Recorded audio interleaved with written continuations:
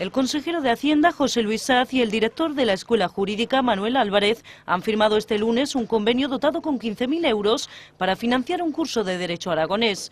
Un convenio imprescindible para los profesionales jurídicos de la comunidad. Aragón tiene una serie de especialidades, no solo en derecho privado, derecho foral civil privado, sino también en derecho público, y nuestros técnicos, abogados, juristas, jueces, fiscales, tienen que conocer cómo realmente, en profundidad. El titular de Hacienda aragonés también se ha referido a la posibilidad de que el Gobierno de España pueda establecer un déficit desigual para las comunidades autónomas, algo que le sigue pareciendo un castigo para las que han cumplido con los objetivos. No tener en cuenta que hay que premiar de alguna manera, o por lo menos no hay que perjudicar a aquellas comunidades autónomas que se han esforzado, eso es fundamental.